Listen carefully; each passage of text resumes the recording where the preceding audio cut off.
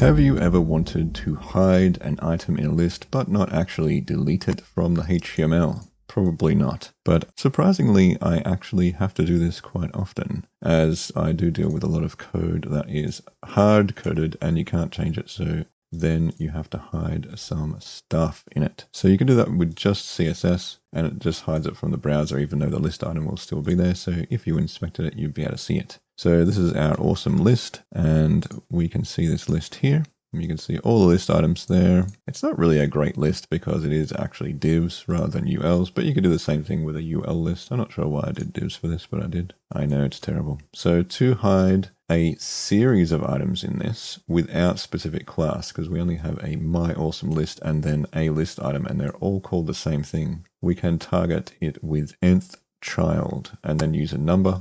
So to do this, we can get my awesome list and then the a list item, and then we add the pseudo-class. Whoop, that's not good. nth-child, and then a brackets, and we go number plus 3, which will then hide anything from 3 and plus. So if we do that and then reload, and I lied, it's actually 2 plus. So it's the number plus 3. So then it hides everything. If we just go here, we can see what it is hiding. What are you hiding?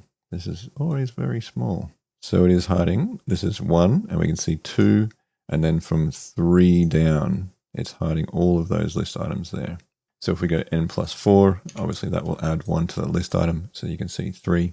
So it's the number plus 4, and so then you go 1, 2, 3, and then it goes the rest of them, it will hide down there. So that is how you can hide items in a list with nth-child, and that does work with UL and LI type lists as well. I'll just quickly change it to a UL list so that you can see how that works as well, even though it's pretty much exactly the same.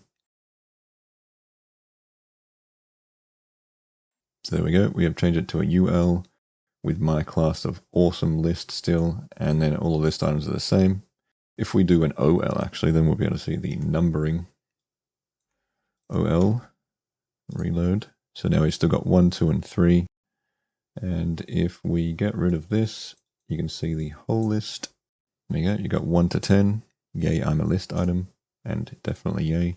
Then we undo that, and then it will just do all the way. N plus 4 is 3 items, and then 4 and up will all be hidden.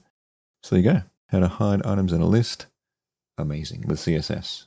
Anyway, thanks for watching, like and subscribe, and I'll see you in the next one.